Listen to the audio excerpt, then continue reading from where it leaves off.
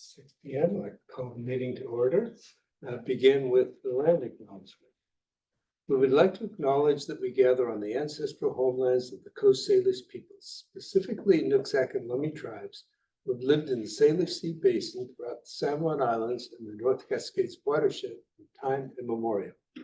On behalf of everyone here, we want to express our deepest respect and gratitude for our Indigenous neighbors, the Nooksack and Lummi tribes, for their enduring care and protection of our shared lands and waterways. Next up, pledge. Allegiance to the flag of the United States of America and to the republic for which it stands, one nation, under God, indivisible, with liberty and justice for all. Okay, so the overall agenda, any changes to the agenda? No. Do I entertain a motion to approve the agenda as written? Motion to approve agenda as written. Second. All those in favor? Aye. Thank you. Next up is public comment, and we have one person signed up for public comment. Althea, did you say it? Yeah. Okay. Sometimes people find the finance sheet. I know that there was a sign-in Yeah. sheet. Welcome. Let me see it. Hi. Thank you for having me. What brings me here today is on my daughter's first day of kindergarten. She was put on the incorrect bus and was just kind of lost. We didn't know where she was for a little bit. They had to stop all the buses and radio around, find out where she was. And, that was really hard. It was like a really hard 10 minutes kind of dealing with that. And then like emotionally, like later on, like I'm not gonna freak out in the moment. I know the bus driver. I like her. Like I've always done a lot for Kendall Elementary. I've volunteered. I've done a lot of fundraising and everything with like the PTA. And I was like, oh, of course this would happen to me because I have a 6th grader this year. So been around, been involved in everything. She was lost. And then come to find out that one of my best friend's kids was also put on the incorrect bus. And she got switched to the correct bus. Like that was like a typo error. Like they had written the wrong bus number on her card. So her big sister was on the different bus. And she was like, hey, you put my sister on the wrong bus. Like, let's do something. My son did not do that. Him and the driver were just like, oh, you didn't pick her up? It's like, oh, I babysit children. I had too many kids. Like I can't go and pick them up every day and stuff. I rely on the buses. So it's like, it's just a big safety red flag when it's like, you put so much trust in people and that was my son's argument was like, well, I just trusted the adults knew what they were doing. And I'm like, that's fair. We can raise questions to adults too, it's a learning moment for us all. And then there was a 3rd kid and she was supposed to be dropped off at a different location from where she was picked up, but she was picked up or dropped off. She ended up getting put on the bus that picked her up. And, that wasn't the right spot for her to be going to. And that's 3 kindergartners on one day. And I get it, like things are chaos, but are there like, it's, we have a new principal and stuff. And it's like, well, I can't blame her. People should be holding her hand to make sure that things go smoothly and things like this don't come up. And, or if they do, it's like a one-off, like there's only 30 kindergartners. That's like, those aren't good odds to be in. And then, and yeah, and there's a consistency throughout the years of just like a lot of bullying happening on the bus and everything. It's just so easy to get away with when you're a kid to be in the back and just get away with stuff. And the first like 2 weeks of school, the buses were really, really late for the morning pickups. And, you know, for my family, that's fine. I'm here. But like, you know, I mean, the first day, 30 minutes late, I was like, well, that's kind of a lot. Like, I'm used to like 15, 20. But my friend like went to school and dropped her kid off, and my neighbor went to school and dropped her kid off and came back. It was like I was still standing there with like all these children. And so you know, it's just I don't know where else to go. Like I did talk to the principal. She had not heard that there was any issues with kindergartners getting on the wrong bus on Tuesday afternoon, and I called her Wednesday morning ish, like 9-ish. I forgot when she called me back.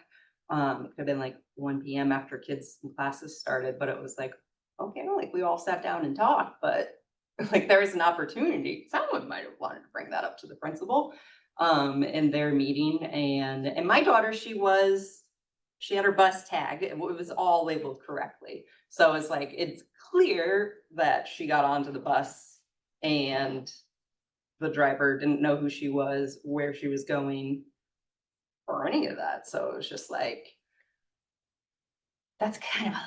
And it's like, I'm not going to blame one person. Like it was kind of a whole system. And I just feel like, you know, to cram all the kids on the bus and have one person expected to like keep up the information on where people are supposed to go and also keep control of all these kids. One of the funny things is like my oldest, he was like misbehaving. And so like the bus driver, and I'm filming, not like the bus, but like she's holding his hand and she's like scolding him. I'm like, yeah, you give it to him. You tell him to behave on that bus. But it was like a minute and a half. I'm standing there kind of waiting. And then like no kindergartner was off the bus. And I was like, oh, that's the day to be lecturing my kid, I guess. But yeah, so like I can tell that the bus drivers are stressed out from children's behavior on the bus. And like, you know, there's not too many of the whole, I'm trying to think like kids in 3rd grade now were in preschool when they started doing like at home learning and stuff. So now we're looking at like 3rd to 6th, or like the kids that never really kind of got that normal start middle to school until, you know, things cleared up. Like my son, he always went to Kendall, except for when everything was fully shut down. He was able to join the YMCA program. Yeah, and so it's like I understand like the kids these days are different, like from how we were as kids, how the generation before me were as kids.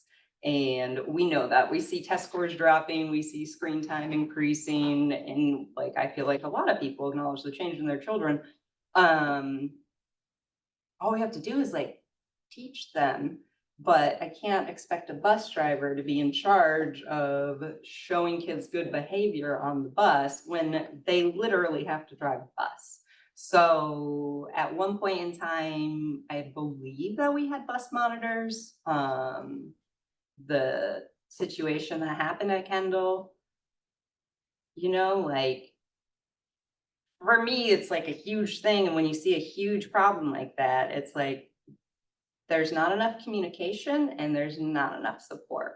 So what can we do? What needs to be done that everybody's on the same page and talking together where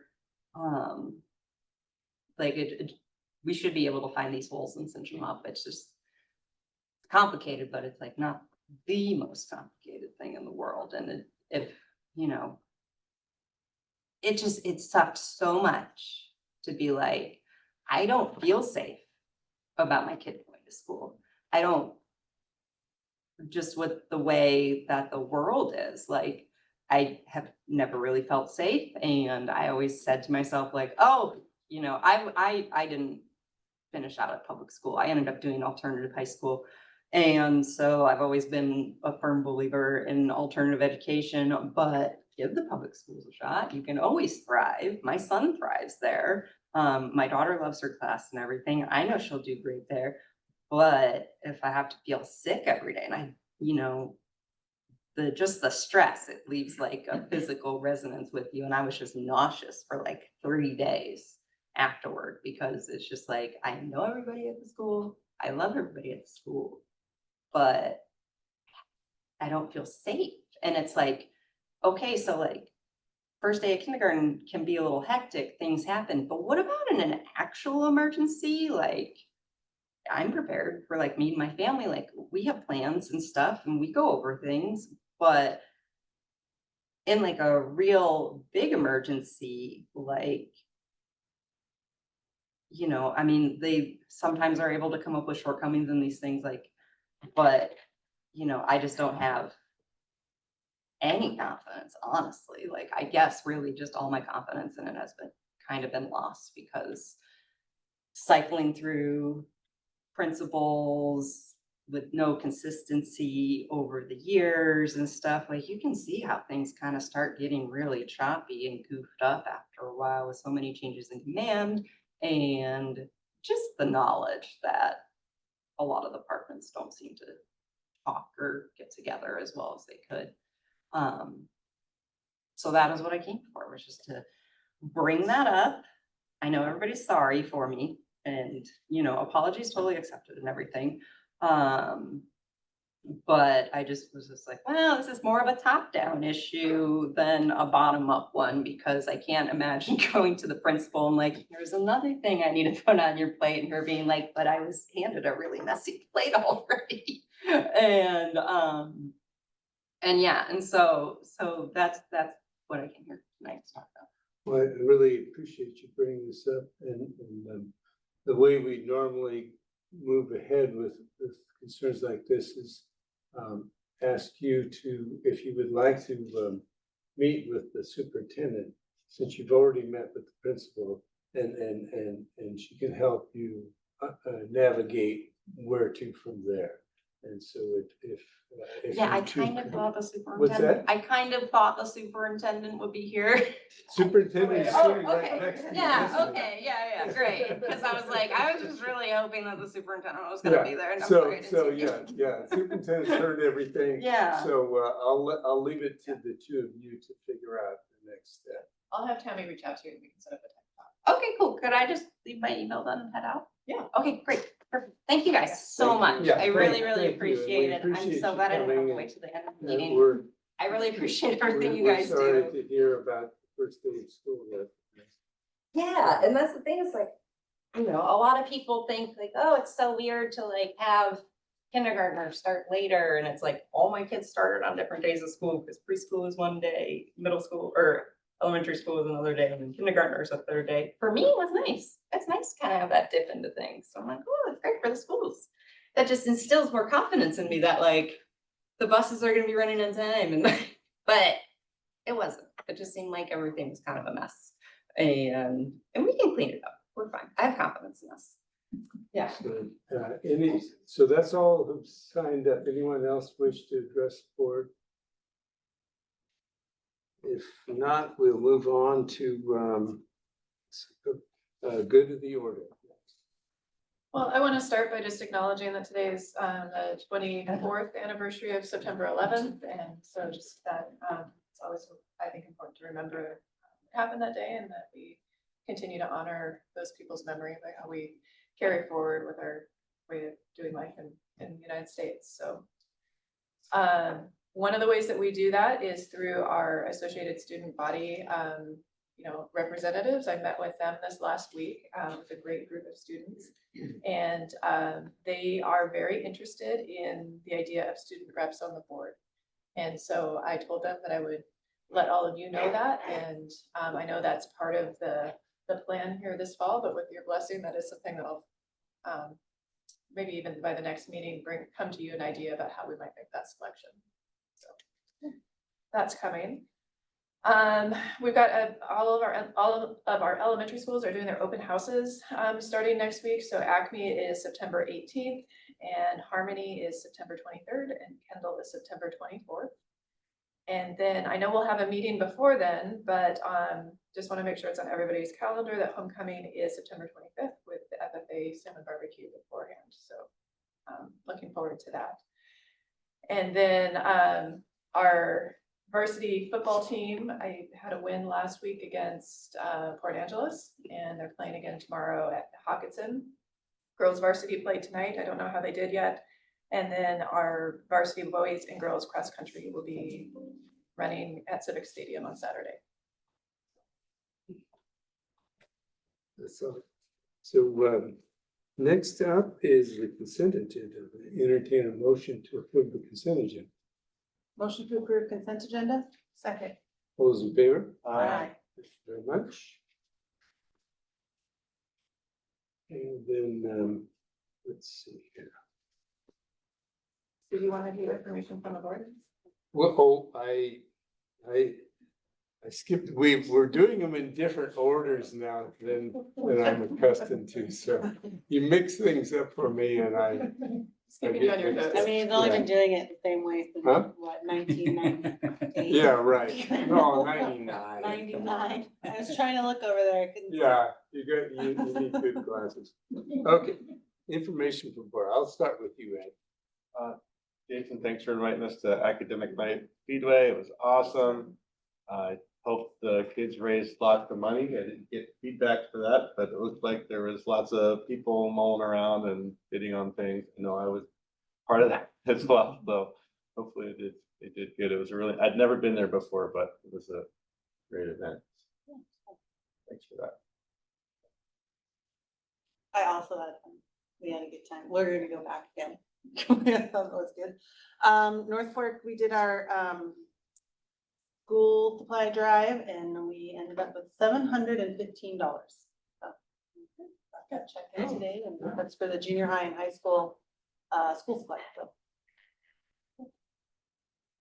Yeah, we don't have a total count for that, what was raised yet, but we will soon. So we'll hear that probably the next meeting for sure, but thank everybody, teachers, coaches, volunteers, students. It was a really, really good turnout. The best we've ever had. So that was good. So like I said, we'll have numbers really soon on what that was. I have a feeling it'll be pretty good. So thank you, everybody, community members and everybody that took part of it.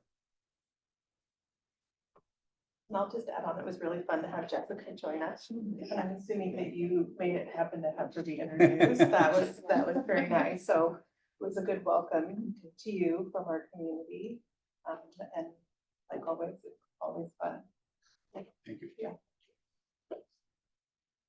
Okay, let's see. I, first of all, really appreciate the all staff back to school meeting that several of us attended. It was it was a great start to the school year, lots of energy from the staff. And so I thought that was a great meeting. I took part in the OSPI binding conditions meeting, and I think I don't know if you addressed it last meeting, I think so. Yeah, so we are moving ahead, climbing our way out of binding conditions, and I think OSPI is appreciating the efforts that Mount Baker School District is taking in that. I've been working quite a bit on the current Commissioner of Public Lands plan to have a moratorium on 77,000 acres of older forest harvest, which it would have impacts across all of Western Washington, including Mount Baker School District.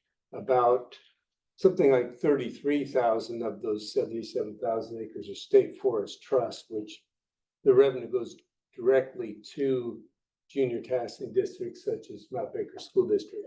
And because of the history of harvest in our school district, we have the possibility of being hit harder, a bit more than average amount, because we really have very few stands that are available for harvest that aren't in that older category. And so the harvest has been depending on those. So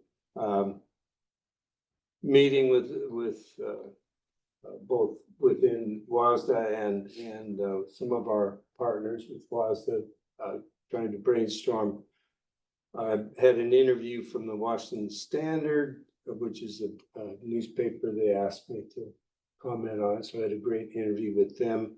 Also, the Seattle Times asked editorialist interviewed me for quite some time, for about a half hour actually, and then follow-up questions. So I expect that they will have an editorial on that, which is significant since Seattle Times really kind of sets the tone of thinking at the statewide level. So I was pleased with that. We'll see when that comes out, but I did give the editorial writer the chart that Brian Fraser had put together of our trust revenue sent from, let's see, 2015 to 2022 or 23.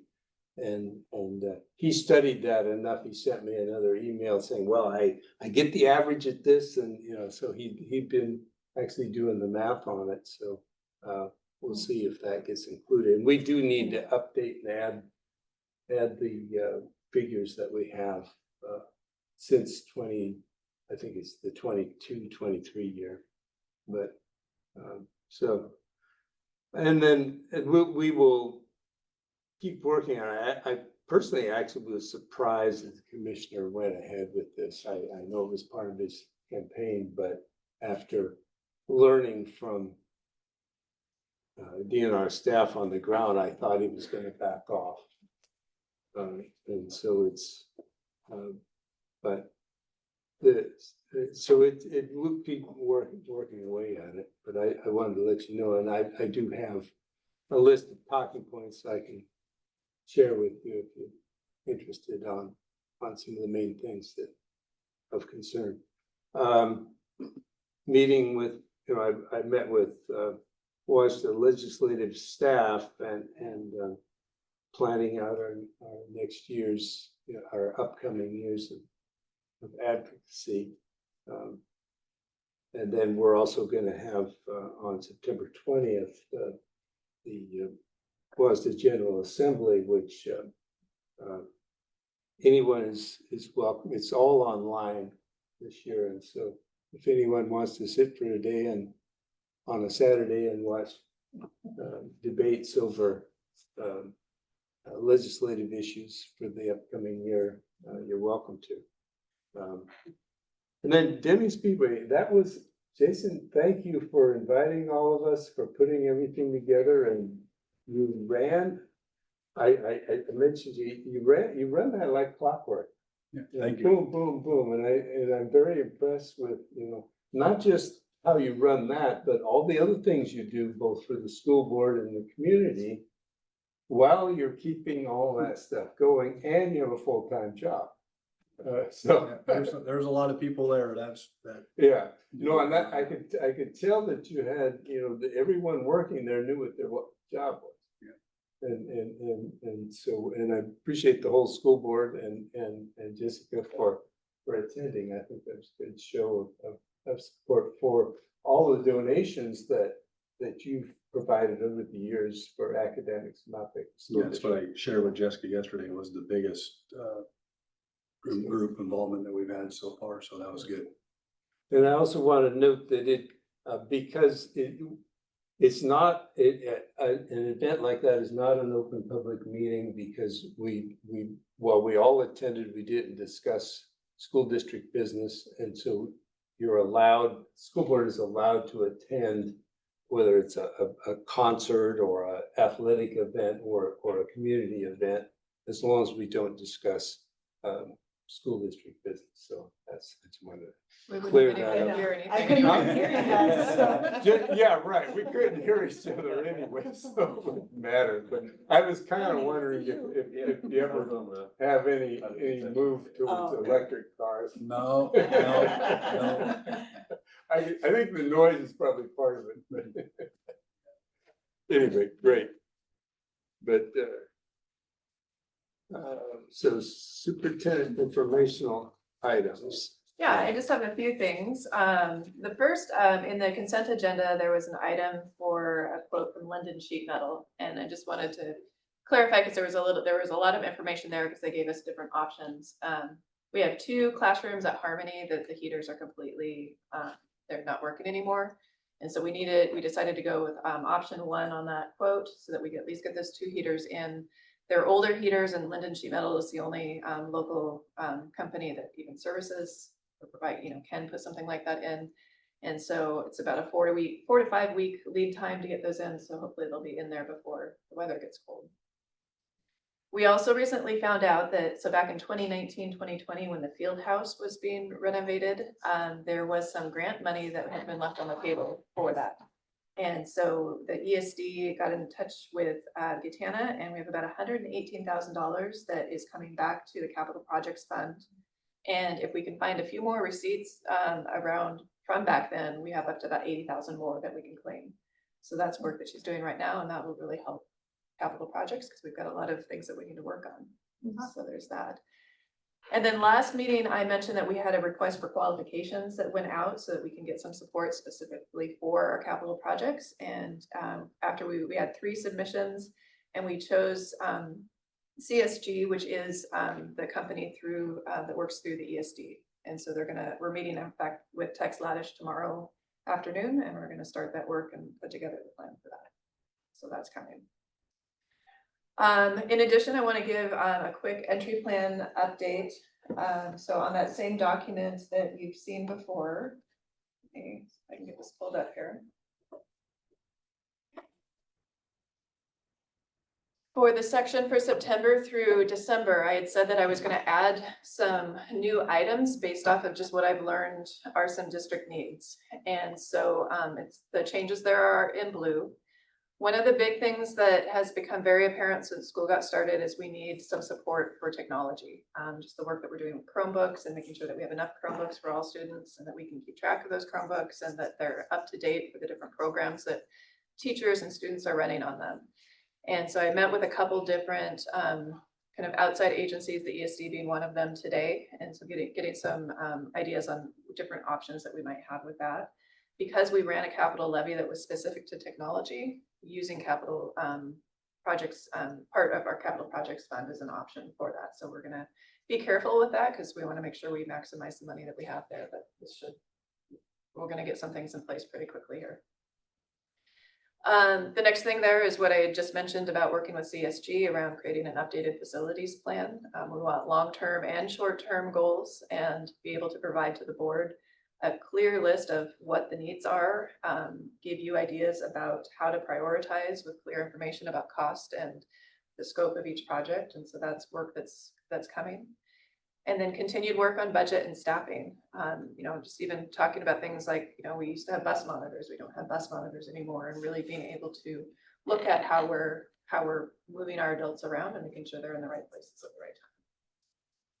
So those are kind of the 3 main things that I added to that.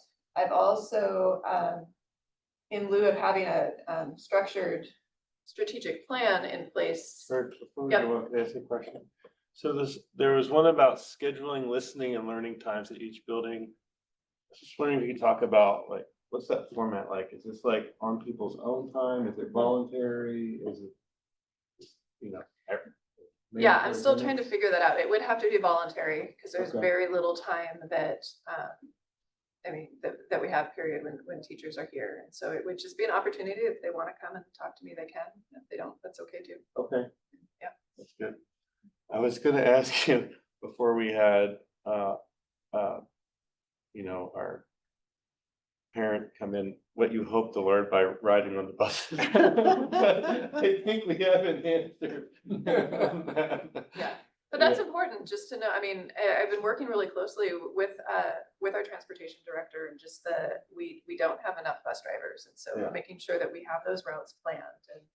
And the first day of school and the first day of kinder, and really the first week of school is always really, it's difficult as they're trying to make sure that those routes are right and making sure that everybody who said they needed to ride the bus is where they need to be. So I'm glad, as frustrating as that situation was, and I know as a mom how hard that is when you want your kid to get off the bus and they're not there. Right. At the end of the day, we did get everybody home and in the right place. Mhm. So I've listened to those bus drivers on the radio until 5, 6 o'clock at night, doing just that. The next day was when we had that accident on Highway 9, so that was the second day of kinder, and all of a sudden all these Acme buses aren't able to get where they need to be. And again, those bus drivers were working so hard and making sure that student safety was paramount.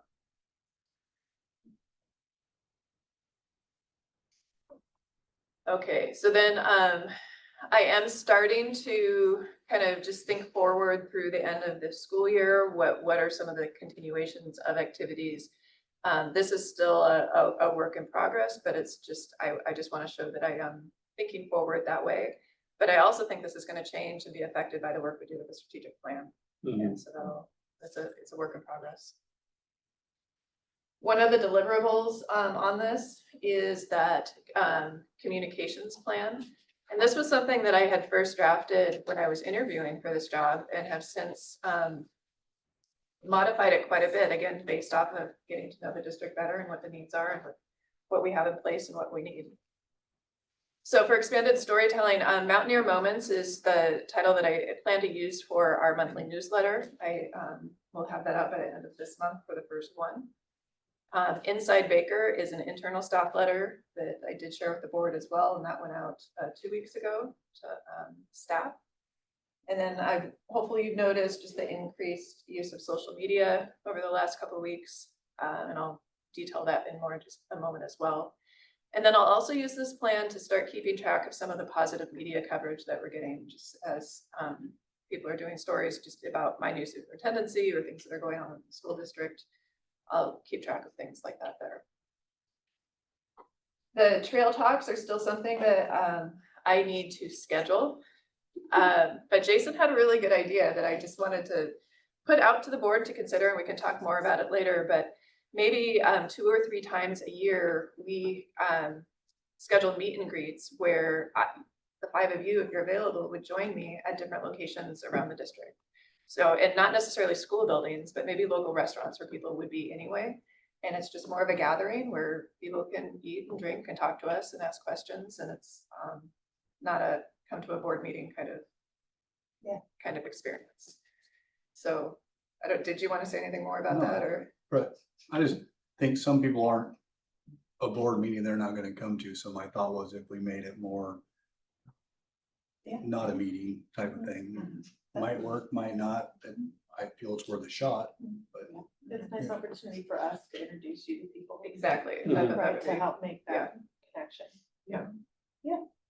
Okay, so I'll put together a few ideas for that.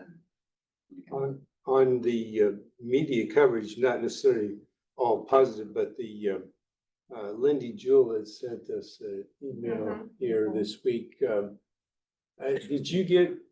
I think you were included Yes, in yeah, that. I got that too. And it just has a long list from WASDA's clippings of all the districts suffering financial problems with a clickable link for each story, which is I mean, just seeing turning the list over to legislators, it's just whether they click on it or not, it's just overwhelming.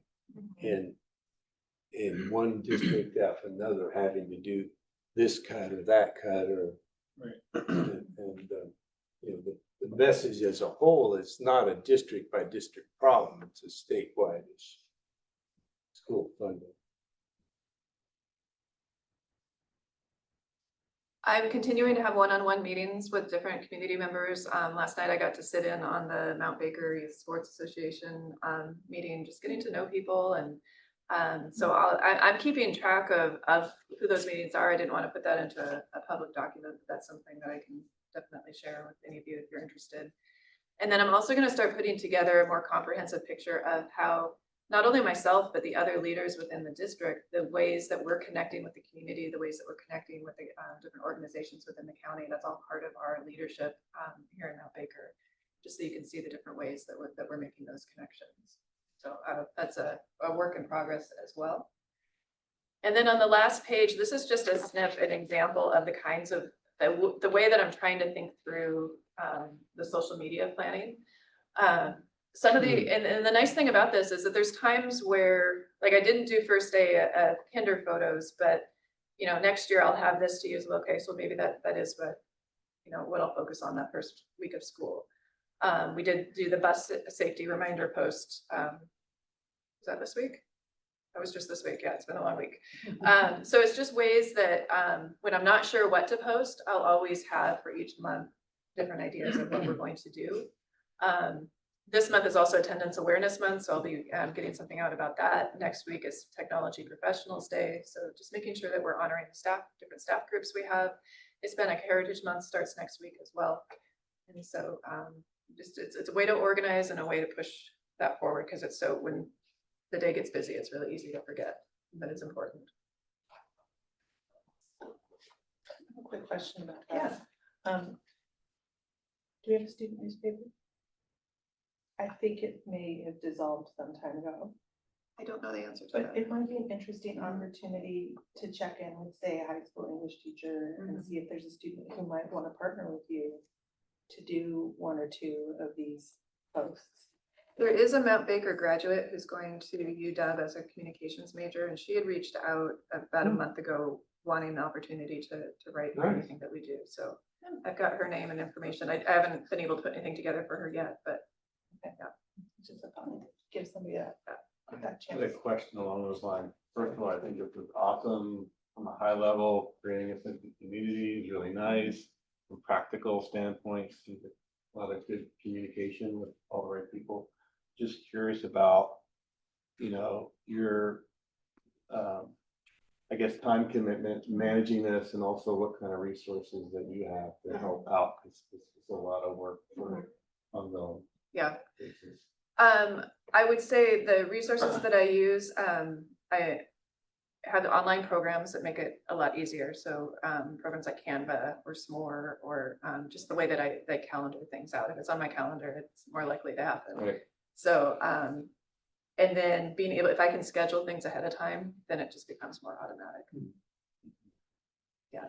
There were some things that I had originally wanted to do that I had on that first original plan that is not here, just because of that capacity. It's issue. ambitious, right? Like 2 to 3 Facebook posts each week. Yeah. Monthly. Mhm. A lot, which is awesome. I'm just curious about how that. Well, I think your effective use of ChatGPT, Helps too. it gives you about two or three personal assistants. Yes. But we should also remember your background in journalism. Yeah, so yeah, that's what I was gonna ago, say, but that- Yes, this is definitely, I think I'm mindful of Ed's comment about your workload, but I also think that's part of what we were excited about with your background, is that you can do, one of your strengths is gonna be that PR side. Writing comes fairly quickly for me. So it's like 3 posts, I mean, at the most will take me 30 minutes for the whole Okay. week. So, yeah. I don't rarely write posts, so I don't have any reference point for that, but that sounds good.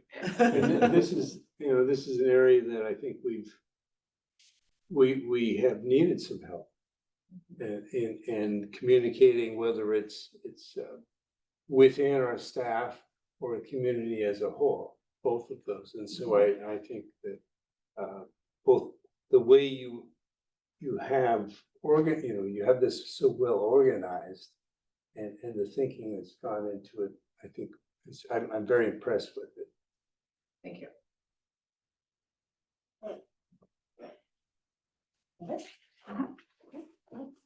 So is that all? That's all for tonight. Thank you very much. And then next up is board action items. We have several policies. We'll go through them one by one. Communities in school presentation, number 5. Oh, I thought that was what you. No, it's. That was just my superintendent Okay, informational items. I'm sorry. I need a simpler one of these. He's used to the Yeah. streamline. Yeah, we're on number 5. Okay, So I'm gonna invite Bridget to introduce our guests from Communities and Schools. well, I'd like to introduce you to Melinda Herrera, who's our Community and Schools Executive Director, and is here tonight to talk about the program in Old Baker School District. Yeah, I'm excited. Thank you. Thanks. Hi. Well, as Bridget said, my name is Melinda Herrera. I'm the Executive Director of Communities and Schools of Whatcom and Skagit County. It is an honor and a pleasure to be here. Looking forward to being able to share a little bit with you about community schools, a little bit about myself and who I am. So Communities and Schools is a nonprofit organization that was established in 1977 by Bill Milliken when he realized that students were dropping out of school, not because of the stuff that was being taught that it was too difficult, but because they were not seen and students were feeling more worthless. And so he created Communities and Schools. We, as Communities and Schools of Whatcom and Skagit County, we are our own 501c3. We have our own board of directors. We have to do all of our own fundraising, all of the fun things that come with being a nonprofit. Our mission for Communities and Schools is to surround students with a community of support, empowering them to stay in school and achieve in life. We'll go to the next one. So what do? We have 2 site coordinators that I'm going to be able to tell you all about them and the work that they're doing in the 2 schools that we're in, which is Kendall Elementary and Mount Baker Junior High School. So a site coordinator is somebody who becomes a trusted adult or a mentor, and they are embedded in both of those schools. We've got 1 person at each school, and they are on campus between 35 to 40 hours a week to provide additional supports with attendance, behavior, coursework, and social emotional learning. We do that through a variety of ways. One of them is 3 tiers of services. Our first tier is whole school supports. And so that could look like our site coordinators standing in front of the school, welcoming kids to school, right? Playing music at one of our elementary schools. We have somebody on Mondays who dresses up as a dinosaur or a fairy. We're in 17 schools across Whatcom and Skagit County. And every site looks a little bit different because we really get to know the individual needs of each school. And then on our second tier, we do small groups, which is probably going to be somewhere in my PowerPoint, that it'll be a little bit, so I'll just say, we'll skip that slide. But our tier 2 services are affinity groups, also creating and helping that sense of belonging. And those groups can be anything from a study table to an anime group, right? Something where students would not otherwise maybe find each other in a school setting. So really helping create that sense of belonging, because we know once students feel this sense of belonging and purpose, they're more likely to show up at school. And if they show up to school, they're more likely to learn. And if we can equip students with the basic needs, that's what we're here for. All of our sites run basic needs closets. So food pantries, school supplies, appropriate weather, clothing, those kinds of things. And then we also connect to outside resources. Our third tier of services is our one-to-one services. And so that's where we see most of our case managed students. Our site coordinators end up having between, on our first year, it's probably closer to 25 to 30.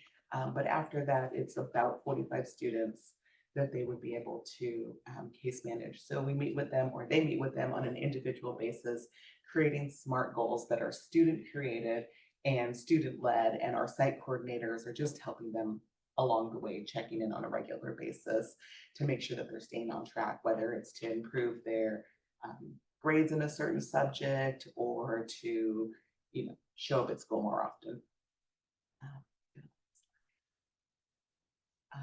Site coordinators often become the person who is really trusted.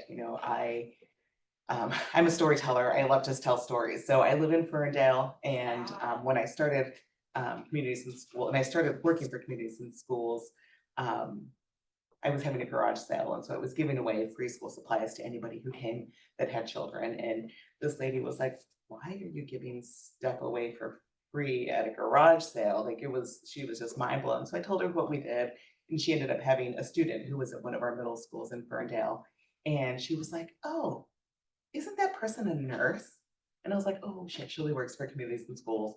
Nobody ever knows our communities and school site coordinators actually work for communities and schools because they're so embedded and just blend into the schools. And so I was, we were talking about her, and they had struggled with homelessness and all of this stuff. And she says, "Oh, Mara is the only reason my kid goes to school." And I'm like, yeah, that's who we are, right? We're the people who we take the time to get to really know that holistic child. So it's a really beautiful thing. Let's have go to the next slide. So this is just kind of some of the specifics, supports that we provide, academics, mentoring, physical and mental health. Again, we're going to do our groups, looking for whatever it is that each individual school needs. So our site coordinators take about 6 weeks where they do a school needs assessment. Actually, if you'll pop to the next slide, this is what we refer to as our unique model. This is a patented model for communities and schools. And so, the top 3 in orange are us, and then the big orange circle starting with the needs assessment is what they're actually doing in the work. So we come into the schools, do that really in-depth needs assessment, and then create a plan, get it approved by the school principal, and then start those integrated student supports in the 3 tiers of services that I was talking about. One of the things that I just love about communities and schools is that we're really data oriented. And so being able to get really good data is where we thrive. And CIS National does a good job in continuing to perform updates and create updates on our system, our CIS data management system. So we're constantly monitoring, we check every quarter. And if we're not in alignment with the goals or something has changed, we're going to pivot and change with it. So we do like a mid-year meeting with our principals and see how things are going, continue or change. And then again, an evaluation at the end of the year. And then proven success, which I think our last slide has more of the data, which I don't remember all of the numbers off the top of my head, but I do know that 100% of our students who were case managed, which was 383 students this last academic year, 100% of them stayed in school or were promoted to the next grade or graduated. So we've got really good proven success with kids being able to stay in school. Next slide is just kind of the breakdown of the 3 tiers of services that I already talked about. The next slide is kind of just some pictures of what our basic needs closets look like. We have some really great partnerships within the community, and randomly I get really great phone calls from people at Puget Sound Energy, and they're like, "Hey, we have $2,000 to give you so that you can go buy warm jackets for as many students as you can afford." So we go and find all of the deals and go shopping and then divide all of them between all of our schools. So it's really great. So that bottom left is what one of our basic needs closets looks like. The second picture on the top was one of our site coordinators who has snacks readily available so that our students can grab and go. That first picture, she is holding a computer that we were able to get graduating seniors who were going on to either a technical school or university, or even just going out into the workforce to be able to provide them with that technology. And then basic needs, there's always, it happens, especially girls. Yeah. And it's, it's a hard and embarrassing situation when you have to go and be like, "Can I have feminine hygiene products?" And so just making them really easily available to our students. The next slide is, I just pulled it straight from our website. Heidi Knickerbocker is our site coordinator over at Kendall Elementary, and she's really amazing. She has a master's degree in education, a bachelor's degree in human services. She's certified to teach. please don't steal her. Eventually, that's what's gonna happen, and it's totally okay.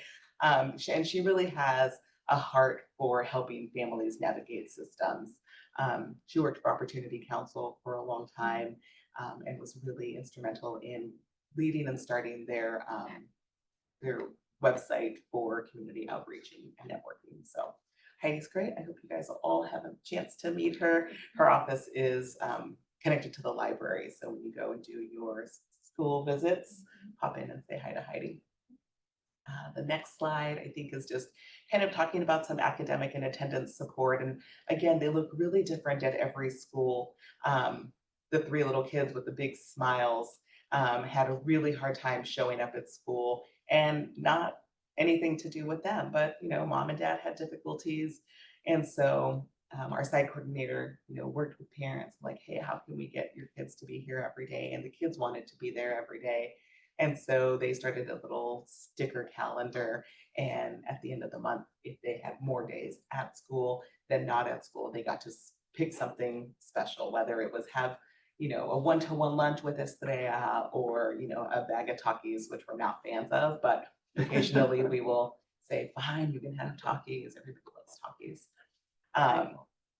And then no, yeah, I looked for the ones from Trader Joe's are not too bad, but and then our next slide is Andrew Schramm. Andrew is our site coordinator at Mount Baker Junior High, and I'm really excited to have Andrew.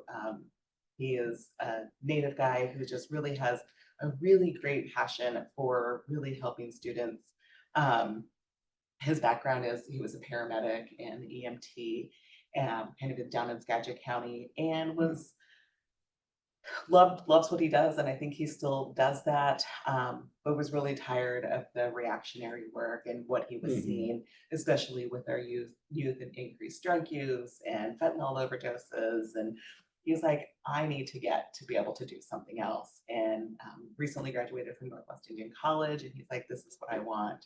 And so I think he's just the perfect fit for Mount Baker Junior High School, and I'm really excited to see the work that Andrew is going to do.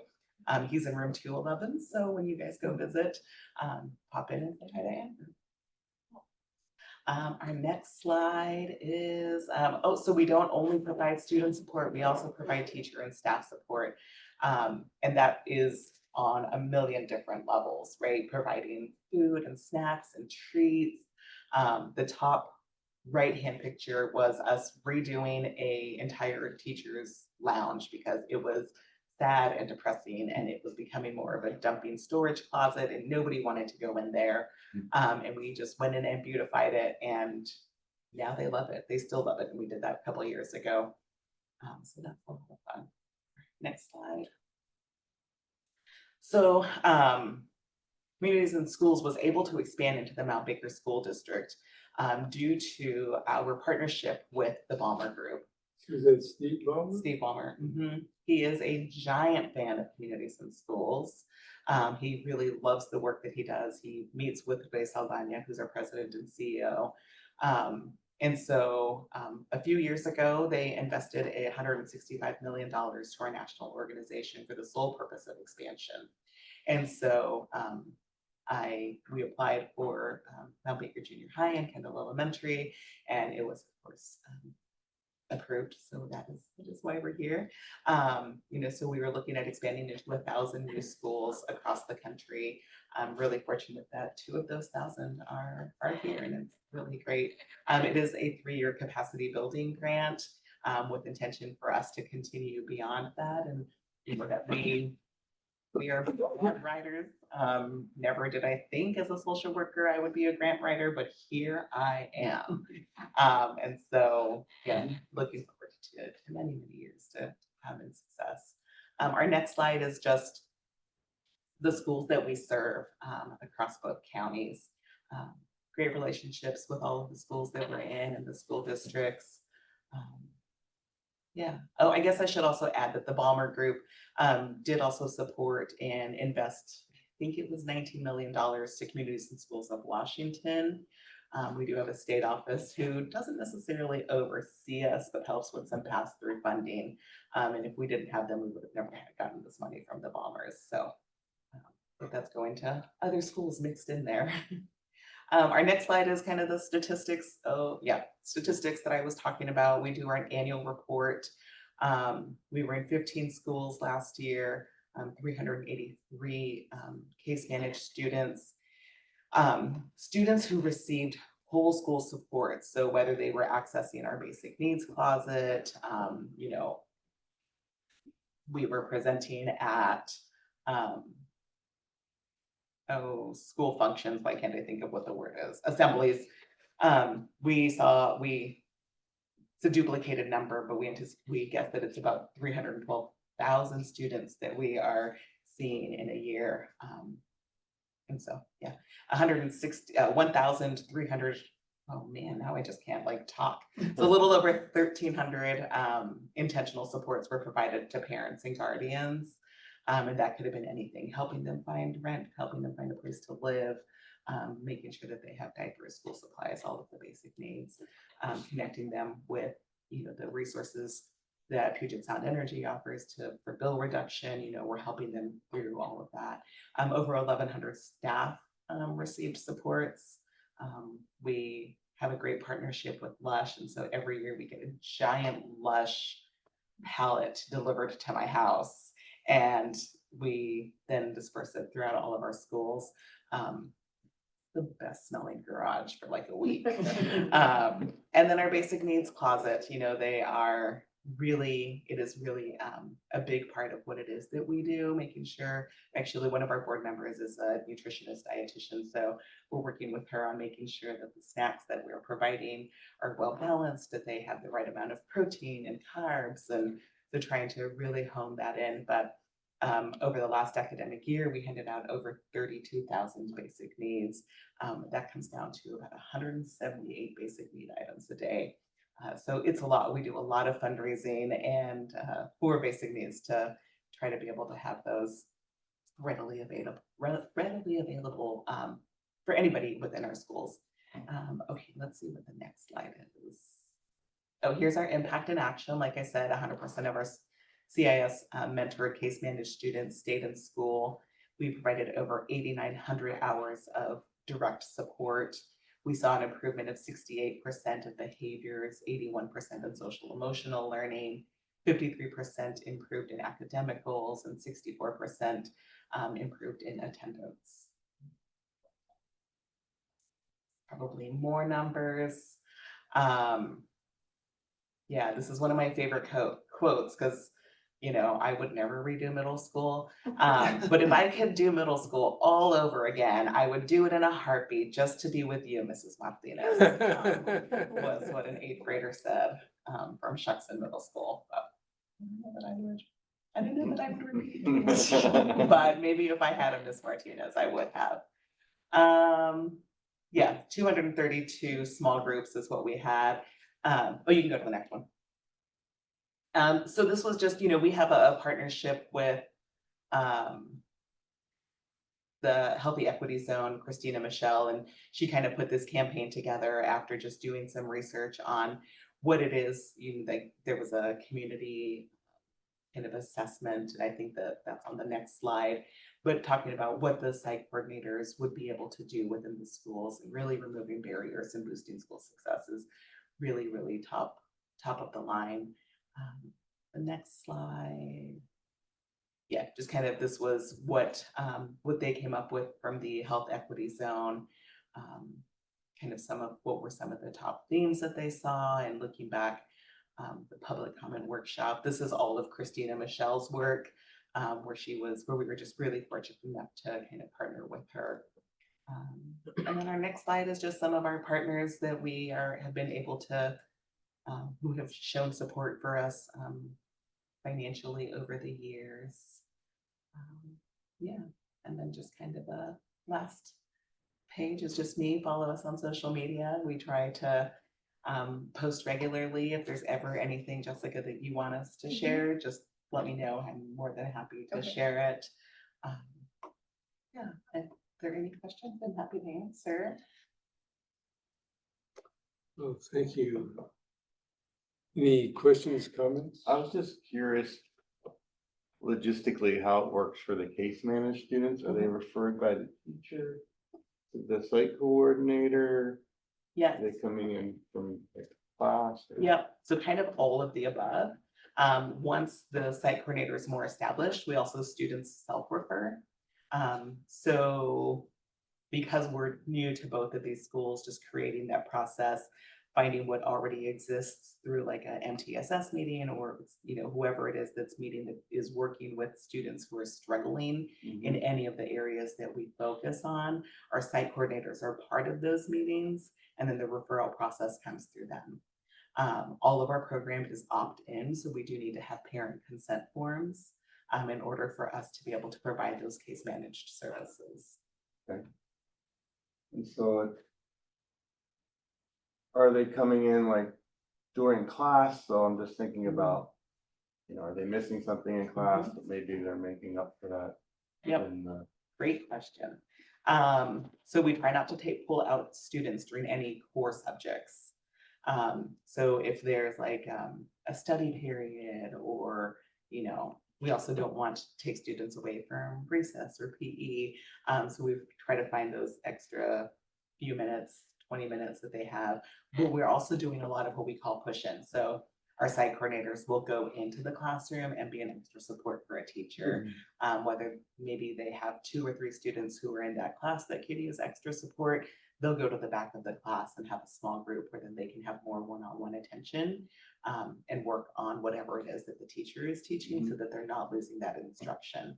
They also meet before school, after school, and during lunchtime is when a lot of our like clubs are happening. Okay, cool. And then are the grants like a year-to-year thing that like gets renewed or? Also a great question. Yeah. So it's actually a 3-year grant. So we've been approved for 3 years. Okay. Our national office does it different from our state office, but I think over the 3 years, they basically we figure out what it is that it costs to have a site coordinator within the school. And then they give us a portion of that. And so Communities and Schools said, we really want to be in the Mount Baker School District. So we're going to do the additional fundraising for a couple of years until we can kind of prove our worth. And then the district is hopefully would say, hey, we can contribute a little bit.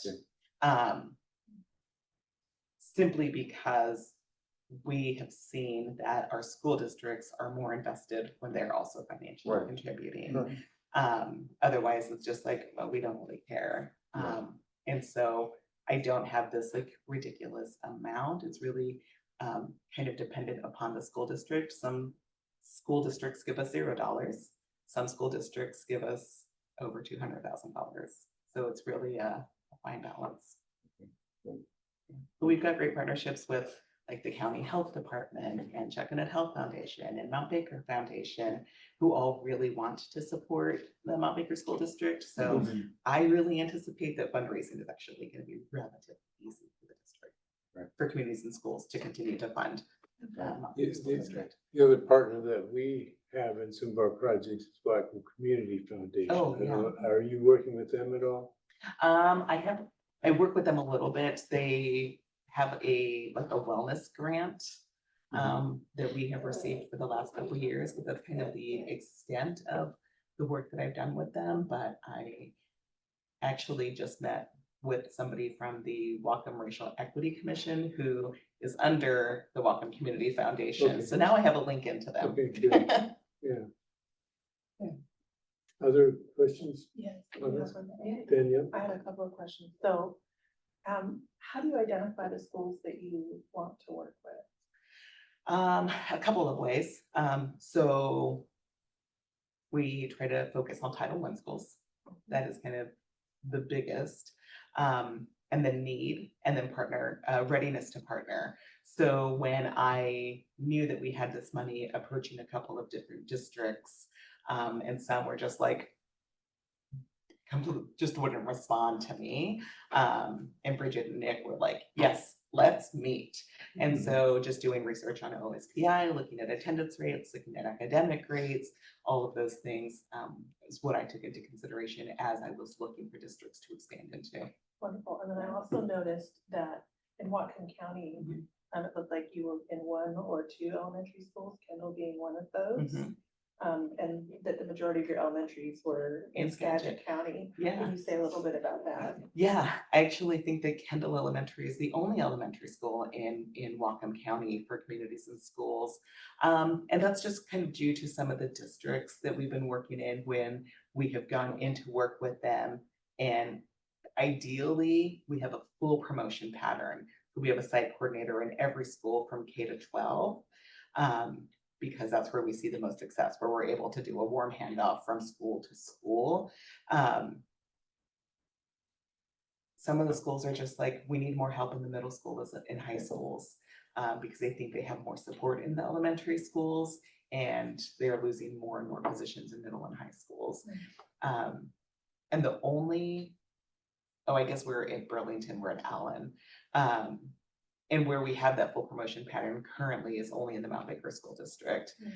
So no other reason other than just that kind of what the districts had, where they saw the need. I understand. Yeah. And then I also noticed that we're probably one of the smaller districts that you'd be working with. So have you thought about or are starting to see how you might adjust your approach based on that? You were talking about the affinity groups and helping all the anime kids find each Right. other. You might only have 3. Right. Right? Yeah. And so have you run against that yet? Not yet. That's what the needs assessment is for. And so that needs assessment is like 30 pages. It's pretty detailed. They're sending out interviews, questionnaires to all of the teachers, trying to meet with as many students as possible at lunchtime and, all of the kind of downtime where we can meet with students to really find out what it is that they want. I use the anime and homework club because those are kind of on the opposite ends for me. But what I imagine happening at like Mount Baker Junior High School is that Andrew is going to have some really powerful group of young men who maybe don't recognize their full leadership potential. And those are the students that I think that he's really going to thrive with. Thank you. Yeah, appreciate that. So could you describe me a little bit how you sort of divvy up the roles and responsibilities with our school counselors? Because it seems like there's, we're working on some of the same things, but we have greater needs than we can keep up with. And so that's why I think that, the advantage here, but how do you sort of work that relationship? So the school counselor is probably one of the closest people that our site coordinators work with. And really what we really focus on is also not duplicating the services. And we're not therapists, right? We're not counselors. Our staff are very well trained on what are their limits. We have a great partnership packet, which you and I should come over, that talks about, what are the items that are encouraged or tasks that are encouraged and what is discouraged. And so we don't do crisis work. So if there is a crisis, and we consider a crisis something that can't be solved in 10 to 15 minutes, then we would hand that off. And so our kind of happy medium is to be able to offload some of the students who have kind of medium needs from the school counselors to be able to take some of those on so that they can work with students who have higher needs. Yeah. Any other questions, comments? Well, we really appreciate hearing from you, and I find this very, very exciting to hear what you're doing. Thanks. Yeah, I've loved communities and schools for a really long time. My first job out of college in 2002 was for Communities and Schools of Central Texas. And so I was able to do the work that our site coordinators are doing, and it was hard work.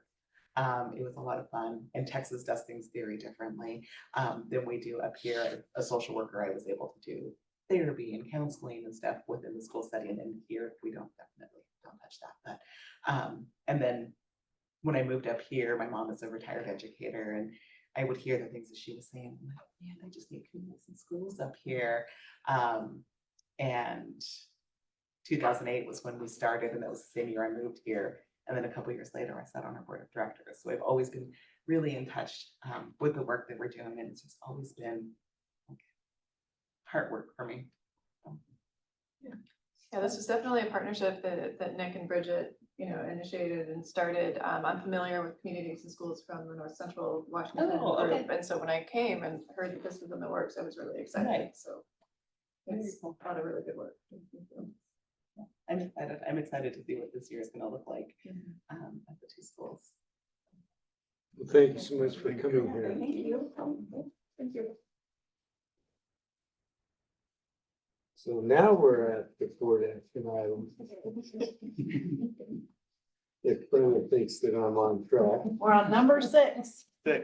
But what I'd like to do before we take each individual ones, I think we need the context of all of them together, because some of them are just moving language from one to another. So Jessica, if you could kind of give that broader context first, and then we'll take each policy one by one. Yeah, so originally policy 6700 was titled Nutrition, Health, and Physical Education.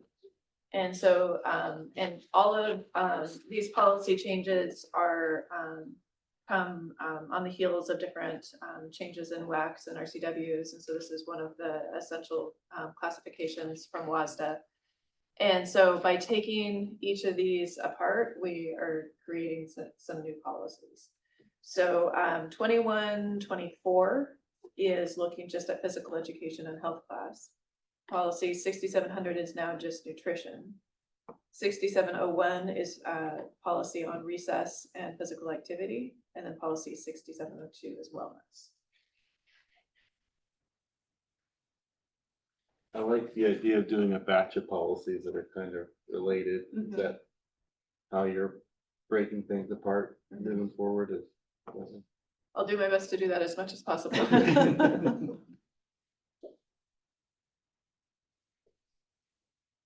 Well, I'm just trying to. So we'll start with the Baker Policy 2124, Physical Education and Health Class. So if you want to specifically kind of introduce that one. So this is just looking at what the different requirements are for health class. So there's, as far as I can tell, there aren't a whole lot of changes from this from what we've currently had in practice. It's just making sure that we are paying attention to what the requirements are for elementary students versus secondary students, the number of minutes that they get each week at PE, and just making sure the other piece of that's important in this is that physical education is not to be used or withheld as punishment for any reason. So when we get to recess, it's the same piece there. But yeah, just making sure that we're prioritizing the physical activity of our students. So let's go around. Any questions on? I remember we had a elementary PE teacher come in to speak to the board last year and say that we weren't getting enough PE minutes or whatnot. Do you guys And remember that? I do. I thought with Nick and they're looking into that they were getting, is what the consensus was, that they were, Disagreement? yeah, that they were Yeah, getting there was. enough time of what was, they were saying they had to have. And I know that the elementary principals have talked at length this year as they've worked on their schedules, ensuring that they're paying attention to the number of required PE minutes, in addition to what's in our teacher's contract about the times the teachers have, between classes. And so it's a complicated puzzle trying to put all those things together, but they definitely are keeping those minutes in mind. Okay. Any questions about the language? No.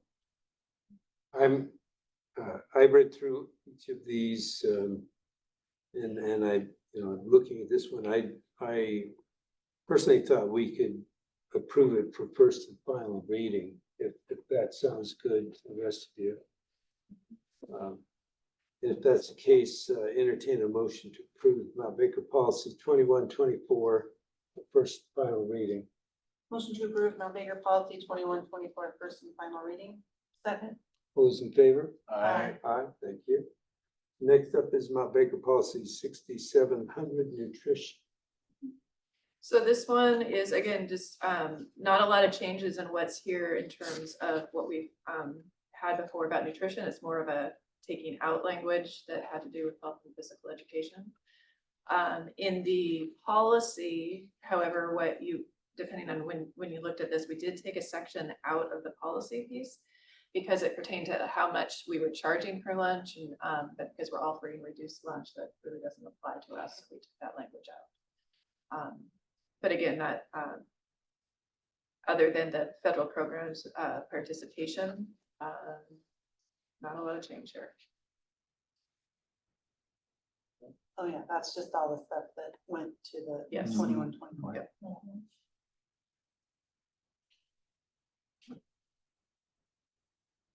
So here again, any questions?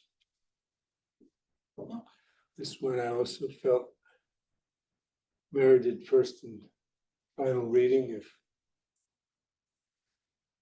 There is a mistake. I found a missing period. Oh, did you? It's on page 1, right there after wellness.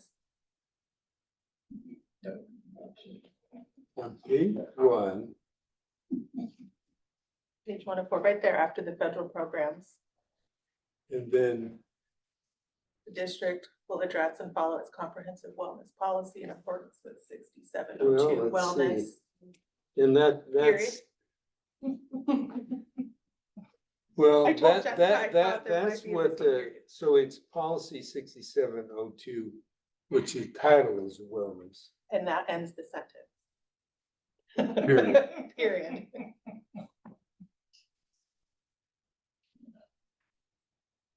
So you think there's a period missing? Yes, I do. We had this eyesight issue last time. It's not an eyesight issue. It's a missing period. It's a missing period.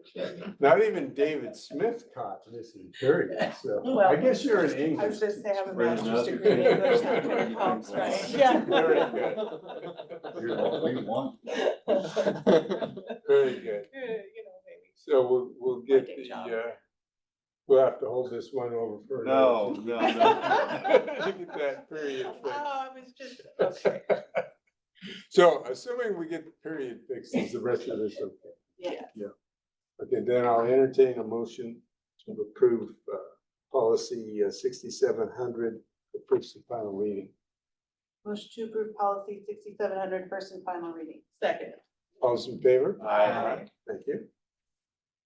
Next is Mount Baker policy 6701, recess and physical activity.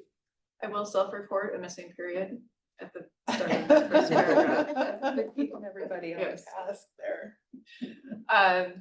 So again, this is pulling some of that language out that was in the original policy. What's most significant with this one on the day-to-day worlds of our schools is that recess cannot be used, not getting recess cannot be used as a punishment. And that's a really hard, like, that's so ingrained, I think, into all of us, because that was part of, you know. I missed a lot of reasons. So how do you feel about it?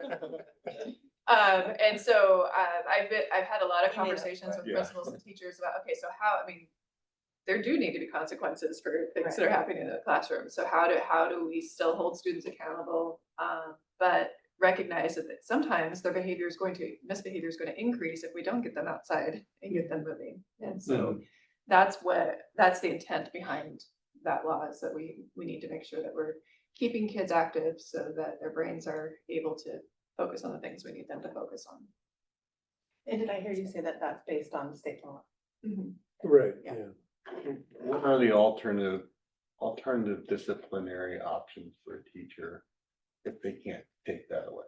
It really depends on the student and the situation. So, you know, it can be a timeout within the school day, or it can be, the other tricky part is you can't like tell a student to go outside but then tell them what they have to do for recess, like to do laps or to anything else. And so I think that's why programs like PBIS are so important in schools, where they're trying to reward the positive behavior and give students incentives to do the right thing or self-correct before needing that What's the positive? Positive Behavior. behavior intervention systems. Mhm. I think so. Yes, we've a lot of acronyms, as you know. Okay. It's hard to keep them all to all. And I will say, I appreciate you providing a synopsis for the Board of Discipline laws. Yes. I think that was very useful for us to kind of have it all in one place and read through They're that. ever changing and they're incredibly complicated. We spend a lot of time talking about them as educators, trying to keep on top of that. We still do have things like detention. So, I mean, there can be, I think different schools do that in different ways. It can be before school, after school. There is time that you can kind of play with lunch-wise, unless as long as there's rules about how much seated time kids need for lunch and rules about how much recess time they need overall. But we look at the whole day and find Okay. options. Is there training for reinforcing positive behavior? Because it seems like it'd be easy to forget or, Mhm. like even as a parent, don't do that much. I know. No, and there is. And so some of the work that Kendall, for example, is doing, they are the systems that they're using this year is something called CHAMPS, which is a positive behavior program where it's having the teachers be really clear about their expectations with students. And then they're using an online tool called Class Dojo, where kids get points for, different behaviors and, there's class rewards and individual rewards. And I ran into Principal Troy Wright at the grocery store a couple of weeks ago where he was filling up his cart with all of the kind of prizes and, and I mean, maybe it's bribing kids, but at the same time, the whole idea of Takis and everything else, they'll work for them. Yeah. And so if it works, I think it helps them feel like school can be a fun place too. Right. So any other questions or comments on policy 6701? If not, I recommend, all right. Split it. Excuse me. We recommend a motion to approve policy 6701 for first and final reading. Motion to approve policy 6701 first and final reading. Second. All those in favor? Aye. Thank you. And then the last of this set of policies is the policy 6702 wellness, which we referred to in 6700. Yes, and it's also a reminder that we shouldn't be using too many Takis or unhealthy snacks as we're working with students, but just making sure that as a district, we're thinking about the food and the activity that we're promoting with students.